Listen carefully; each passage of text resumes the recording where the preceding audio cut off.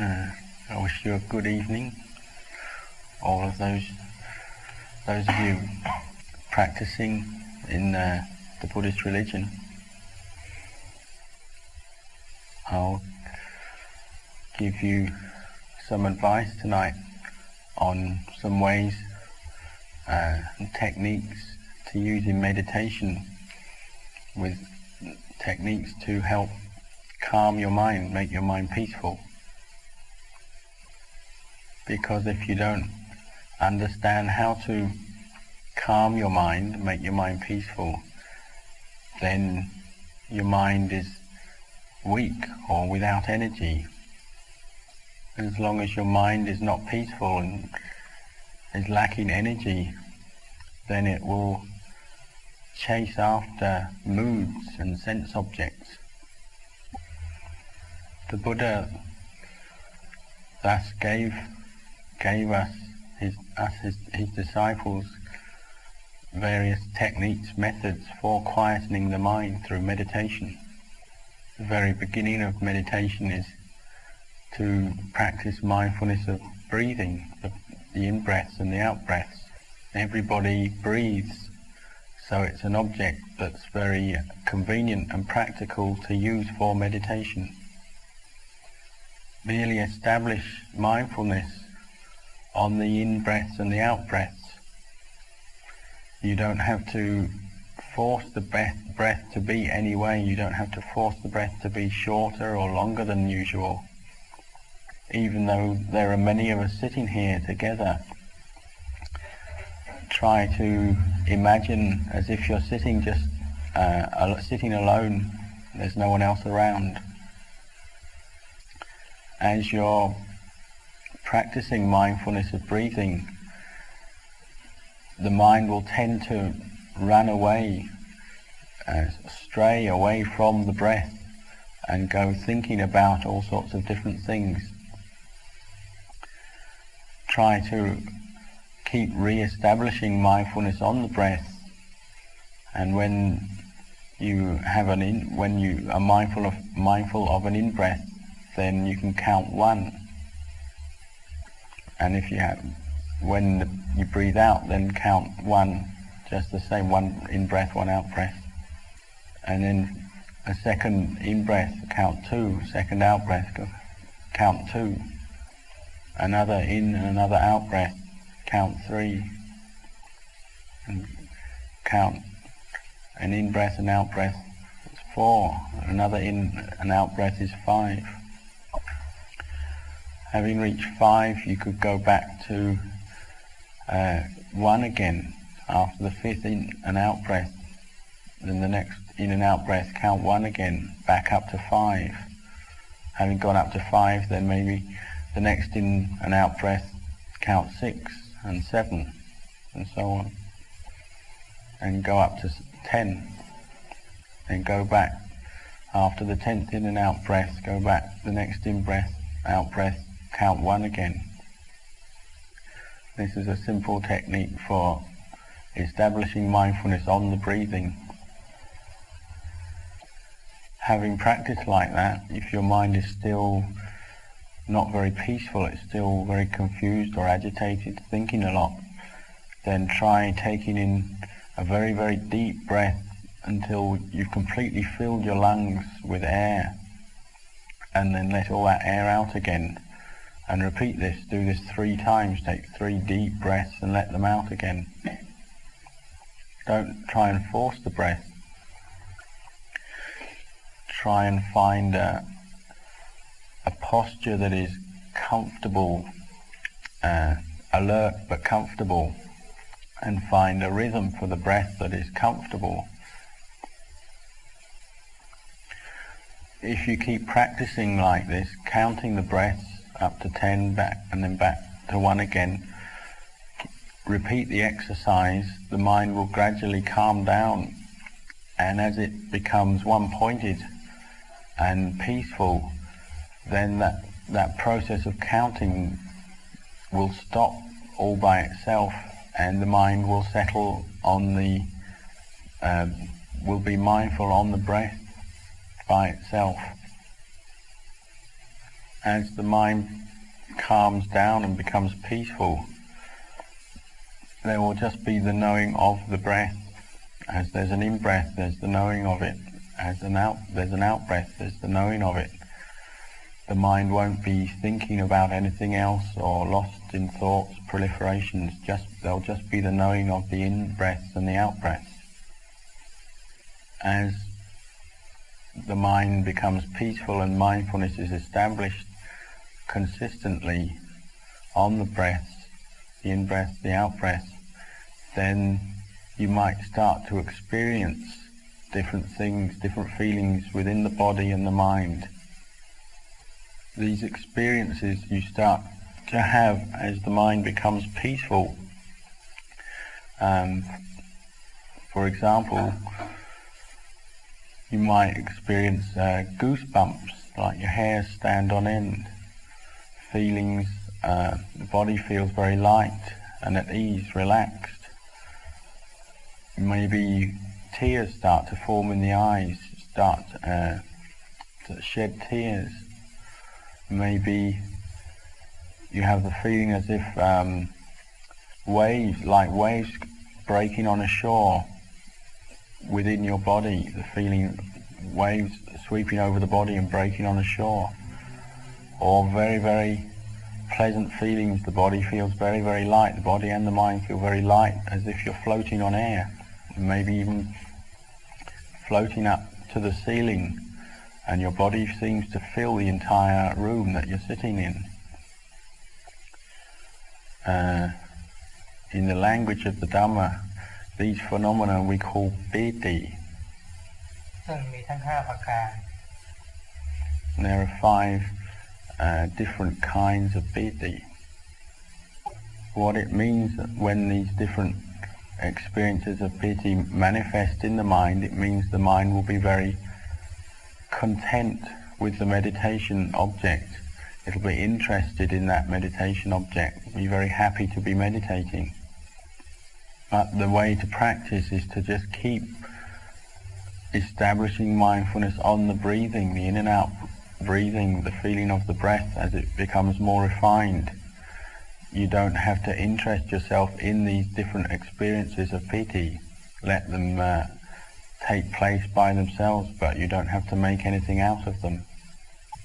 When one experiences piti to its fullest extent, these experiences one experiences completely, the mind will be very firm and one-pointed in its meditation object, and then it will experience sukha, or happiness, pleasure. In the beginning of the practice, that act of putting your attention on the breathing, establishing attention on the breath, that is what we call vitakka. And that act of sustaining awareness on the breath, you could say thinking or pondering about the breath, this is what they call vitakka.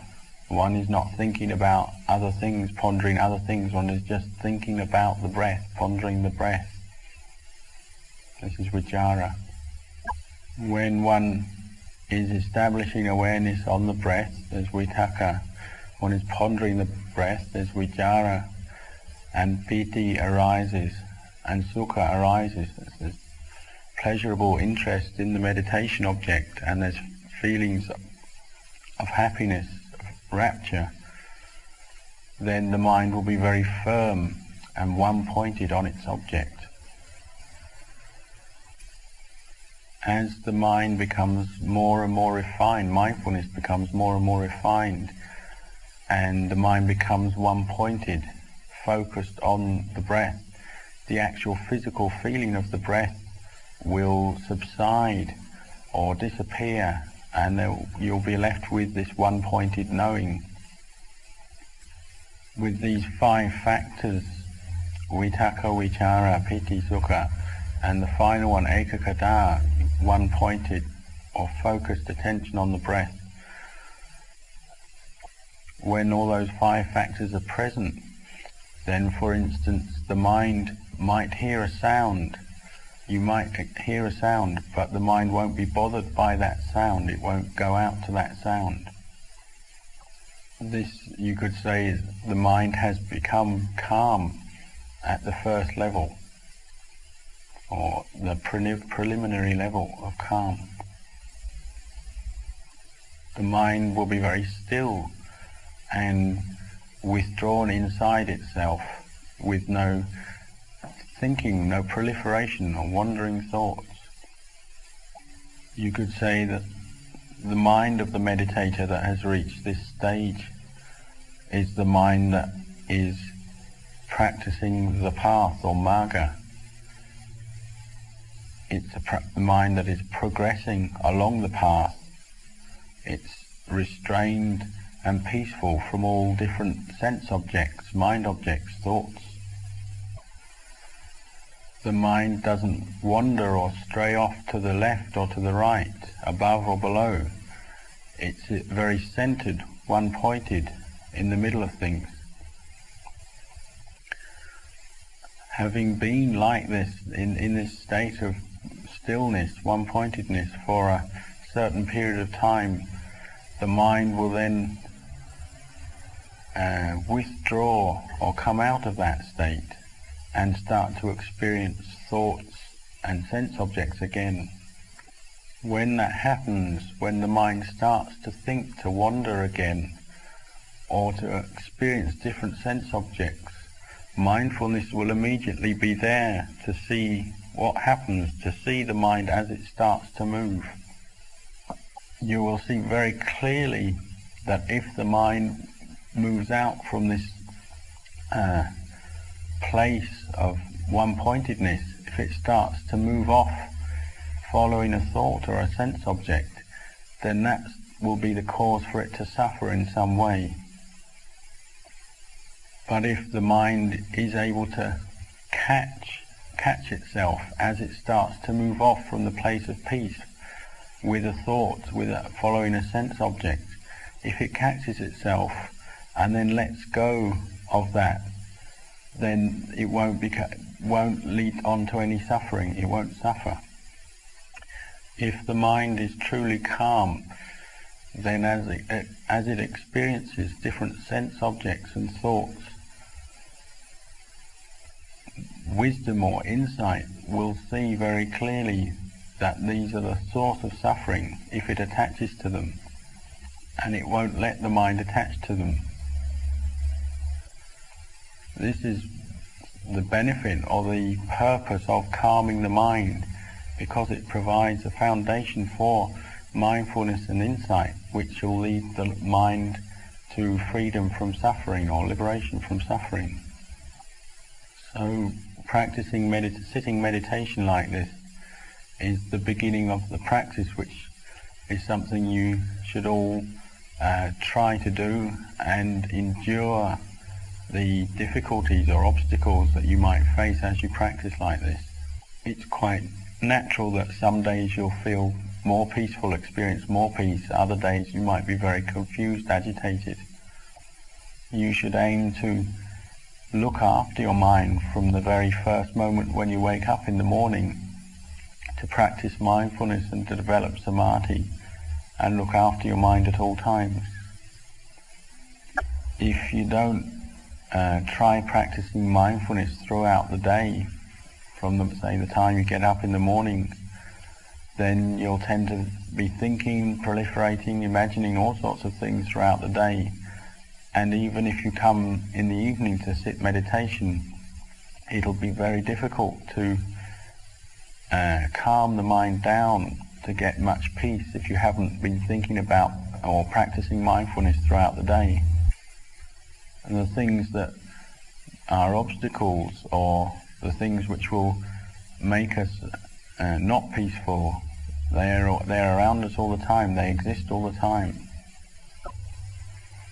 These obstacles or hindrances to peace of mind are in short, attraction and aversion, sleepiness and depression, agitation, restlessness and irritation, and doubt and uncertainty. So to help deal with these different hindrances and help arrest them from the beginning, we have to use various tools in the practice, such as the practice of dana or generosity and renunciation, and the keeping of precepts, sila, or moral restraint. The practice of spreading loving kindness or metta is one technique for cooling the mind. This can be a very important tool to support the practice of meditation and support the arising of samadhi. And whatever level of samadhi you can attain, use that as the foundation or the basis for contemplating the three characteristics of impermanence, suffering and not self. Try and look after and watch over your mind from moment to moment and not let it get caught into any kind of suffering. As far as the practice of samadhi goes, maybe in the course of just one day you might only be able to make your mind a bit peaceful just once, or even only once in practicing meditation over a period of many days. You might only experience peace just once. That's quite natural in the beginning, but don't get discouraged. Keep putting effort into the practice. Keep being consistent with your effort. So I'll give you these reflections as a basic introduction to the practice of meditation for today. I hope they're of use to you and that you understand what I've been saying. It's enough for the moment.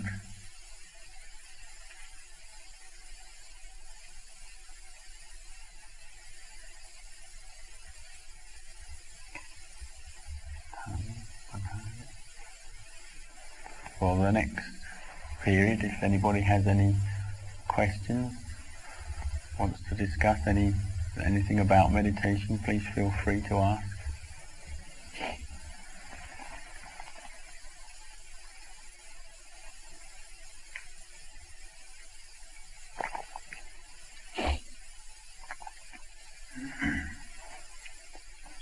Yeah. In the text that I've read, jhana has often been defined in terms of the presence of the five jhana factors as describing in the absence of the five hindrances. Does jhana involve leaving the body and no longer having perception of the body and sensations on the body? Does it involve that? If the mind is focused on an object and become very, very firm and one-pointed in that object to the level of what they call apana samadhi, then it won't think about anything else other than that one object during that time. Won't experience any sensations from the physical body, and even if you were to try and think of something else, you couldn't during that period. Be completely one-pointed. The samadhi, the characteristics of apana samadhi, the mind is completely focused on itself and not interested in anything else at all. He says if anyone feels they've experienced piti or what they call rapture, these various experiences he was describing, if anyone feels they've had some such experiences, please raise their hand.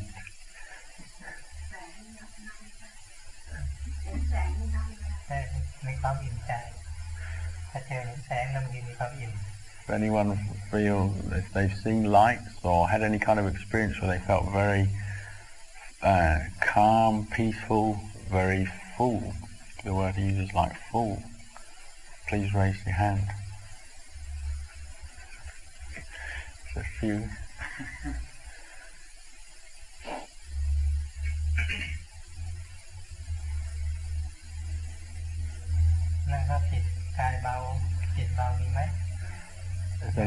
Has anyone felt like being floating the body very, very light, almost as if it's floating. บางทีมือหายไปข้างนึงบางทีขาเนี่ยหายไปบางทีหายไปทั้งตัวเลยว่า Anyone experience like maybe the various limbs completely disappear from you no longer feel your arms or your legs, or even your complete body completely seems to disappear and there's just left a kind of emptiness. Anyone experience that kind of thing?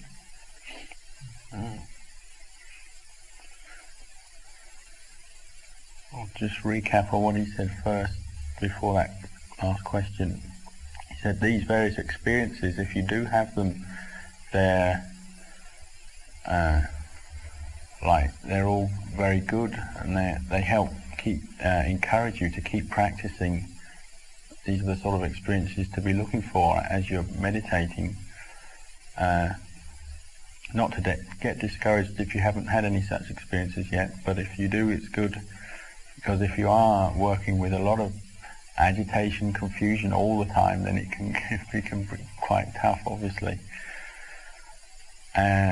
There was a question just then about if you're very peaceful and then appear to fall asleep within your meditation, and yet at the same time there's still awareness there, then what's that? And the answer was, it can happen like that it appears as the mind becomes peaceful, it appears as if you're falling asleep, but you don't completely lose awareness as when you enter deep sleep. The physical experience is as if you're entering deep sleep, but there's still left there, there's still an awareness left there. He said it's like being aware within your sleep, and it's not actually falling asleep, although the physical experience is similar to falling asleep.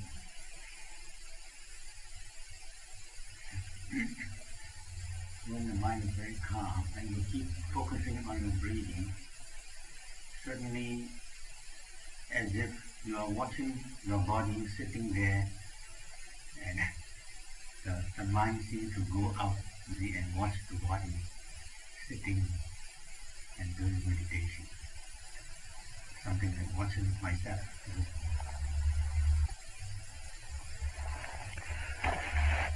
The experiences in the practice of samadhi tend to differ between people. There's no one set way that one experiences these different aspects of piti. The gentleman just described one thing that happened to him. He seemed like getting very peaceful mind, say, separated from the body, and was looking back at the body sitting meditation. That's very common, that happens quite a lot. And if that happens, you should try and get skilled in getting to that point.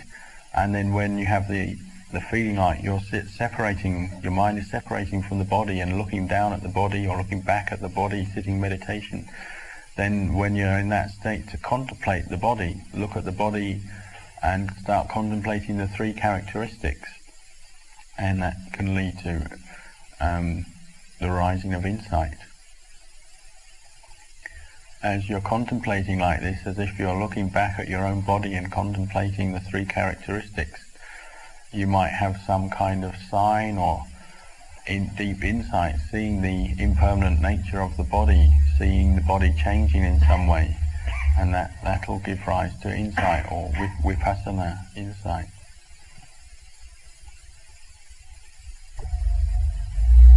If you've been contemplating in that way, would you just continue the contemplation so long as it was coming from a peaceful state? If you lost the concentration, would you then return back to the initial object of meditation?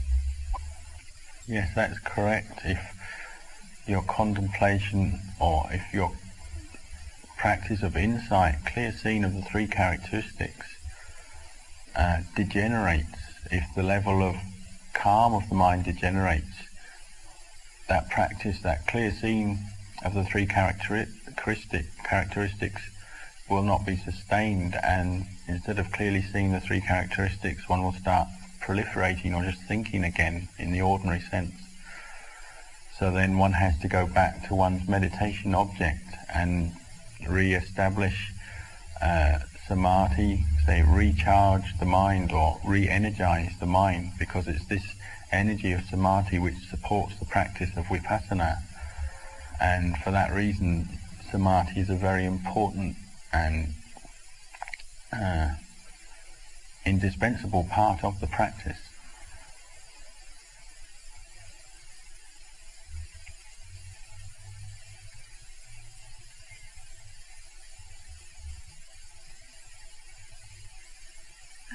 I'm just learning about Buddhism and Buddhist meditation. You mentioned about there's 3 characteristics of the body or something like that. Could you explain what they are? These 3 words in Pali, they're anicca, dukkha, anatta, which translate, one way of translating is impermanence, suffering and not self. These 3 characteristics can be found within each one of what they call the 5 khandhas, or the 5 groups. And these 5 groups are what make up a person or a personality. Now, one person has these 5 groups. There's rupa, which is the physical form; vedana, which is like all the feelings one experiences, pleasant, unpleasant, neutral; sanya, which is like memory and perception; sankhara, which is like all the thought formations, the things we think about; and vijnana, which is consciousness, the mind which is conscious. This is like the way the Buddha described a person, divided into these 5 groups. And these 3 characteristics, if you look very carefully, you can find them within all these 5 groups. And particularly in meditation, we concentrate firstly on the rupa khandha, the physical form, because it's very obvious, it's very coarse, both our own physical form, other physical forms, other people, or even physical objects in the world. And one starts to look at these 3 characteristics: suffering, impermanent suffering, not self, in the physical form, either one's own, other people, or physical objects around. If you're contemplating physical form, then some examples of contemplating the physical form in light of these 3 characteristics. Physical form, say that this body, our body, is something that's impermanent. It's constantly changing from moment to moment. The body is changing in different ways, and it's something that has a point when it's born into the world, and it gets old and it dies. And you can contemplate this back and forth in many different ways and see this impermanence of the body. And because it's something that's impermanent, then it's something that must inherently be something that is suffering, or you could say it has an unsatisfactory nature because it doesn't last. Because it's always changing and it's something that's going to degenerate, to break up, it's not something that's truly satisfying. It must be something that's suffering. And it's also beyond control. It's beyond your control. You can't stop that process. The fact that it's going to get old and die, you can't control it. So in that sense, you couldn't say that it's a true self or a lasting self, because it's beyond your control. It's just something that it gets old and dies, gets born, gets old and dies. It's just an example of how to use these 3 characteristics to contemplate the physical body.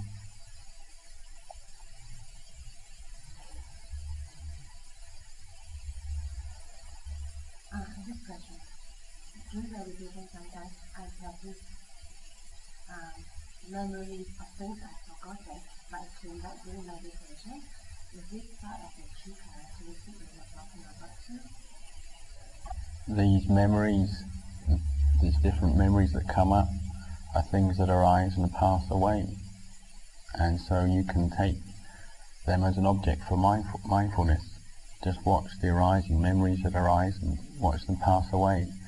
But if mindfulness isn't strong enough, then you won't be able to do that. When memories come up, then they'll stimulate further thought proliferation. You get up into all kinds of stories and imaginations and things. So to practice mindfulness, developing mindfulness so that you can see them simply in terms of being things that arise and pass away.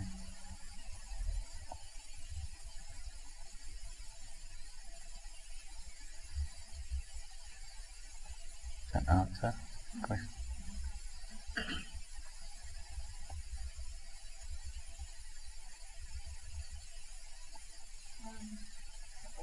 One of my meditation experience last time is got to a stage I want to smile, want to laugh. I don't know why certain don't know what kind of state of mind I had at the time. My question is, as soon as I notice that, should I go back to my breathing? If you have, for instance, say you meditate and you feel like smiling or laughing, then try and establish mindfulness. And if there is mindfulness, then you can see that it's just a condition of the mind or a mood, and see that it's a mood that has causes, it arises and it passes away, and simply see it as a mood of the mind, not to attach to it.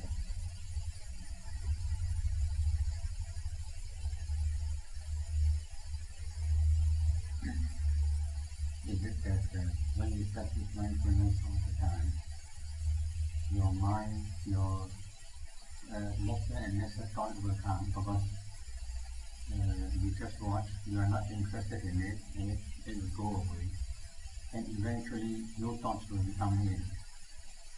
Is it due to mindfulness that when your mind is very still and calm, no thoughts at all come in, that you are entirely blank, just focus on the breathing?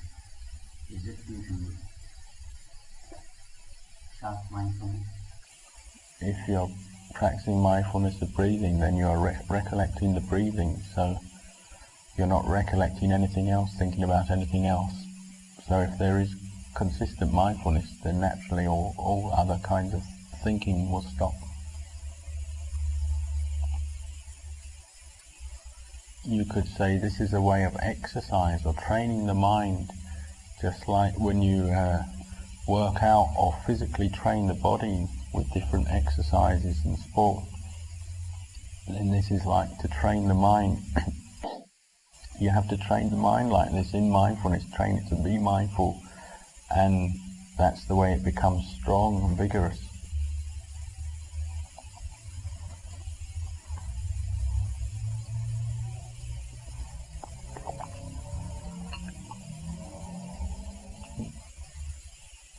Okay, can you please explain how we could cultivate the Brahma Vihara? I could understand how we could cultivate metta through metta bhavana, but what about the karuna, mudita and upekkha? Practicing the 4 Brahma Viharas, metta bhavana, one establishes the thought, one wishes oneself well, wishes oneself happiness, and one wishes other beings happiness, or wishes them to be well. Karuna bhavana, one establishes the thought that those other beings who are experiencing suffering, may they get beyond that suffering, and also oneself. If one has suffering, one experiences suffering, then the thought for oneself to get beyond that suffering.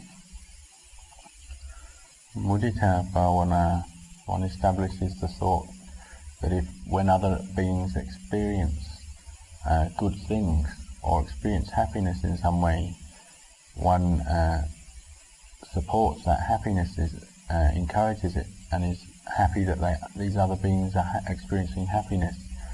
And similarly with oneself, if oneself has experienced some good thing, some happiness, then one is happy that one has experienced that happiness. Upekkha bhavana is, say, it's a reflection on the law of karma. One understands that other beings, oneself and other beings, we all do some good karma. Sometimes maybe we do bad karma, and have to reap the results, experience the results of that karma, good and bad karma. One understands that all beings are the owners of their karma, they're the heirs of their karma. Karma is their refuge. They can't get beyond the results of their karma. They have to experience all the fruits, the results of their karma. So one understands that, and say one makes one's mind peaceful within that understanding, so that as one sees other beings experiencing the fruits of their karma, good and bad karma, one isn't disturbed. One has a sense of peace within that.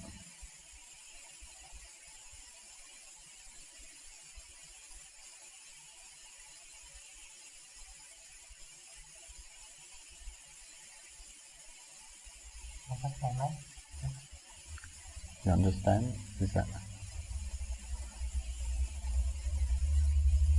Is mindfulness a conditioned phenomenon, and is a conditioned phenomenon that is got a relationship with the sila? Sati is a conditioned phenomenon. It's a sankhara. It's a wholesome sankhara, punyapi sankhara. But because it's a sankhara, it still comes under the three characteristics. It's impermanent, suffering and not self. But it's a very, very important dhamma which is essential for the practice. It's the restraining force on the defilements, on any kind of craving. Sati or mindfulness is what restrains greed, hatred and delusion. It's what restrains, say, liking and disliking in the mind when it arises. If mindfulness is weak, then that restraining force is weak or even disappears, and then the defilements and craving will start to have an effect on the mind and even in one's speech, one's actions. So it's a very, very important dhamma.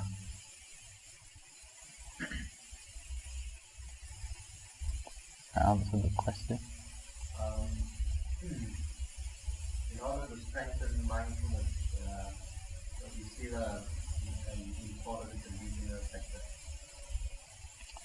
Sati and sila help each other, they support each other. If one has the intention to keep sila or to be moral, lead a moral life, that's a sign that there is a right view in the mind when there's that intention there. Right view or samadhi. If there's right view, then there will be effort towards right speech, right action, right livelihood. And these various factors of the Eightfold Noble Path, they all work together, they help each other. So whenever there's samadhi, then it will be giving rise to, as I said, sama vaca, sama kamanta, sama ajiva, and also sama vayama, right effort, sama sati, right mindfulness. These factors, they work together. Say, like you could say, samadhi is the forerunner. Right view is the forerunner of these other factors. So they're all encouraging, they're all supporting the arising of the other factors as well. Each factor helps to support the arising of other factors.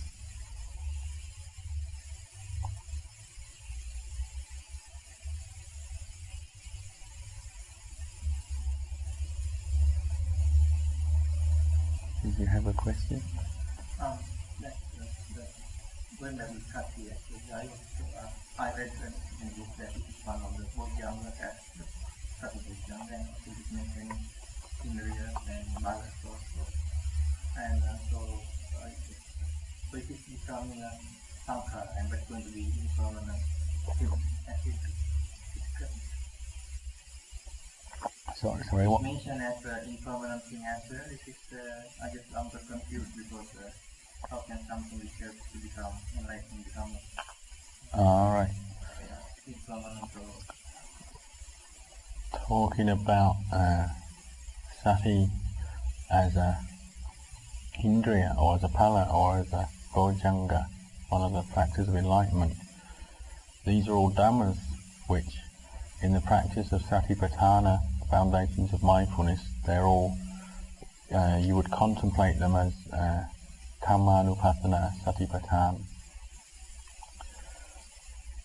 One would contemplate any of the factors of enlightenment, for instance, say Sati Bojjhanga or Viriya Bojjhanga or Upekkha Bojjhanga or any of the others.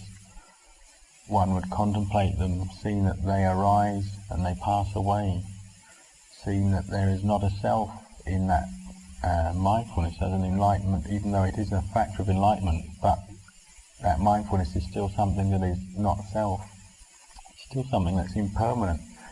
If one attaches to it, then it's a cause of suffering. If these factors of enlightenment arise, and one attaches to them, one invests a sense of self in them, then they're still a cause of suffering. And the practice of Dhammanupassana Satipatthana or any of the other Satipatthanas is to see the lack of self in all Dhammas, all phenomena, conditioned phenomena. So even these very factors of enlightenment, one has to contemplate them in terms of the three characteristics, so as to not attach to them, because whenever one attaches, then a sense of self arises, and that's a cause for suffering. Yes, the Dhamma is Dhamma has not self, so it just comes to Dhamma not but from nature and something Dhamma is just a permanent, different. Yeah, I might have slipped up there. He was talking about not self. I think I said Anicca, but he was talking about not self, seeing the not self in all Dhammas.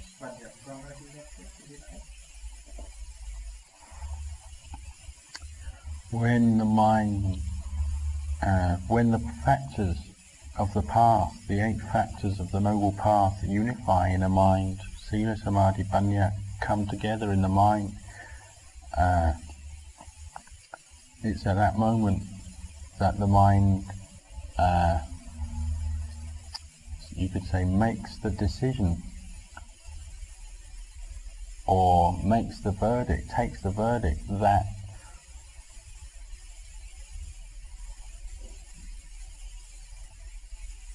these 7 factors of enlightenment, for instance, are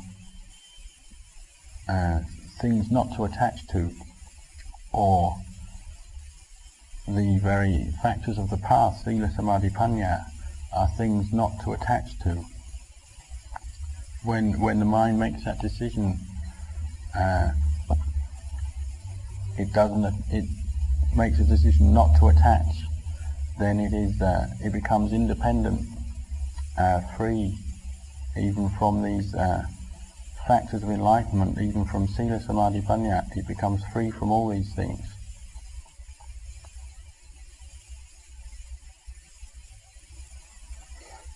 It's a synopsis of what he said. So attachment is problem. So we should not attach anything, and we start down also at the end. That's what Buddha said. One shouldn't attach even to Dhammas. One shouldn't see any form of Dhamma as self.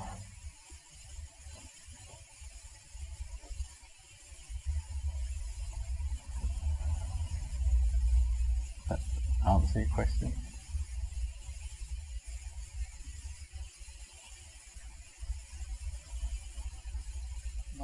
That is, when you are enlightened, you don't have to attach to Dhamma, because you have achieved the goal. It is for the others who are not enlightened, Dhamma is necessary. As long as one is still practicing, then you could say that these 8 factors of the path, or Sila, Samadhi, Panya, they're like a boat, and you're like somebody who's travelling, has to cross some water to a piece of land across the water. As long as one hasn't reached that piece of land, one has to one depends on the boat. So one depends on Sila, Samadhi, Panya, as long as one is practicing and hasn't completely experienced Arya Pala, or the fruits of the Arya path. Then either in part, or if one still has not let go completely, maybe one has even let go in part, but one has not yet let go completely, then one still has to depend to some extent on that boat. It's only somebody who's completely gone beyond the water, or gone to the further shore, to the other piece of land. That's the only person who can completely let go of the boat.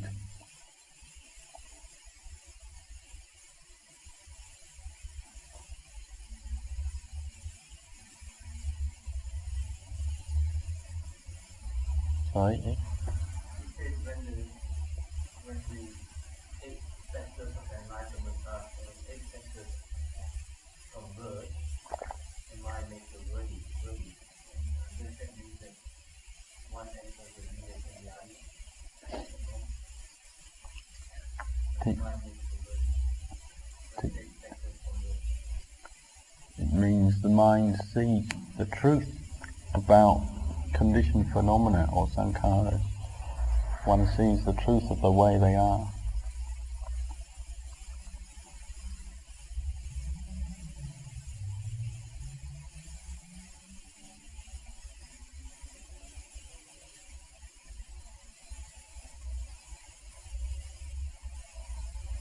Mindfully, when you pass a note to the departed, how do they receive? Sorry? When you pass a note to the departed, right. how do they receive? If one does some act of goodness, say one practices generosity in some way, helps somebody in some way, or consciously keeps precepts, develops the intention to keep precepts, keep sila, or practices meditation, for instance, then one can dedicate the goodness that one has generated, or spread metta, using that goodness as a basis, using a wholesome mind as a basis. One can spread or dedicate that wholesomeness to other beings, both beings who are still alive and beings who are dead. If other beings, dead or alive, are in a position to acknowledge that and receive that goodness in some form, and if your mind is, say, if the goodness you generate is strong enough, then they can receive some of that goodness. There's a story Ajahn Chah used to talk about concerning this thing. In his very early years, when he was wandering around the forests of northeast Thailand, there was one time when he was staying on his own in a forest, very remote, long way from the nearest village, and he caught malaria, and he was getting weaker and weaker. He'd go on alms round every day, but it eventually got to the point where he couldn't go on alms round, so he was going without food, and he had malaria, so he got very weak and near to death. And one morning actually he passed out for a long time.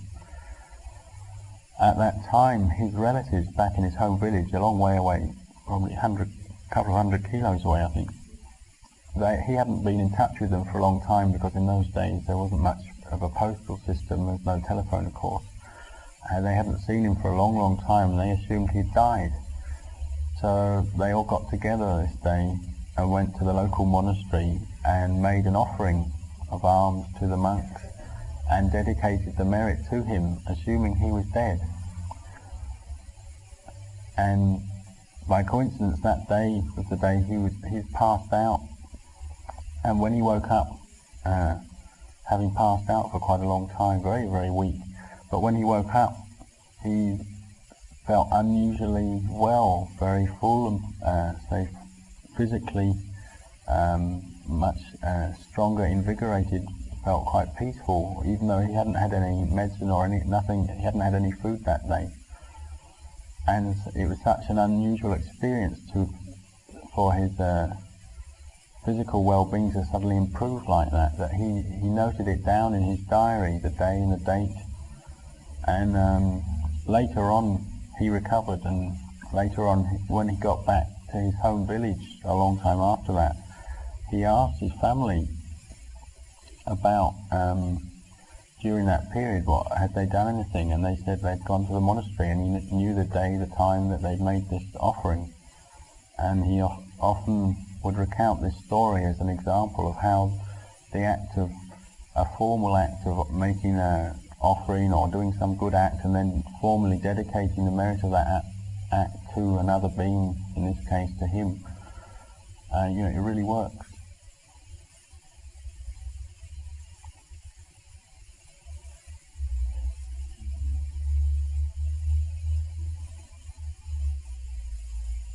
If someone sees the Father in this way, this is concerned in that way, sometimes he Sees what? the Father relative, to don't be concerned about it. If, say for instance, you have a dream and maybe see some relatives who have died, what you can do is perform some act of generosity, goodness, and then dedicate the merit of that to that relative. At the very least, your own mind should feel good. It should bring up wholesome qualities in your own mind, so that's good karma for you. And if that dead relative is in a position where they can receive a transference of merit or receive the goodness, some of that goodness that you've dedicated to them, then they will, and that will also help them. On another level, you can contemplate it in terms of the Dharma and just see that your relatives, the people you know, everyone we know, we're all impermanent phenomena. We all have our time. We're born, we get old and die, and just bring that reflection into your own heart. Having seen your relatives pass away, then remind yourself that one day you're going to pass away, so to try and make yourself at peace with that thought. The question was, if we dedicate merit or spread metta to our living relatives, say our children, our offspring, brothers and sisters, people, does that help? Can it help? The answer is yes, of course. Any act of spreading metta sets your own mind up with a wholesome mood, a wholesome mental state, and that sets up a set of causes and conditions, and you could say the flow of your mind, the positive flow of your mind, or the wholesome flow of your mind, will, in ways which you might not be able to see, will start flowing towards that person or persons who you're dedicating merit to. Your ability to help them, or the amount that you can help them or transfer merit, that will depend on each individual's various qualities and abilities.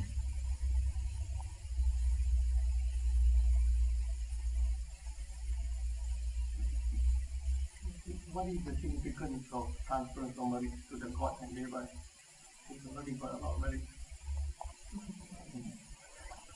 The reason or the importance of dedicating merit or spreading metta to other beings who are in, you could say, heavenly realms, higher realms, devatas, gods, goddesses, celestial beings, even though they might appear to already be very beings with high minds, very refined minds, why should we spread merit to them? They already are very high, very refined, very developed. Well, spreading metta, dedicating merit to these beings implies that your own mind is recognizing or accepting or understanding the very qualities of mind which make those beings, which give those beings a heavenly rebirth. The important ones being what they call hiri otapa. Hiri is like a sense of shame, and otapa is a fear of wrongdoing, a wholesome fear of wrongdoing, not just a kind of blind fear, a wholesome fear of wrongdoing. These qualities of the devata or the celestial being, if oneself is spreading metta, dedicating merit to these beings, it's like a recognition of these very powerful and wholesome qualities in those beings, and by that it's like bringing forth these very qualities within one's own mind, recollecting those good qualities in one's own mind, and so one is raising the level of one's own mind. It's a kind of practice to raise the level, to refine one's own mind. But the Buddha actually taught to spread metta to all beings, what they call apamanya, without limitations, without boundaries. So that includes everybody, whatever realm, whatever their state of mind, good, bad, lower realms, higher realms, animal realms, human realms, whatever, to try and develop that as a practice to spread metta in all directions to all beings. Whatever happiness one receives, one wishes other beings to be equally happy. That's probably the best way to do this practice.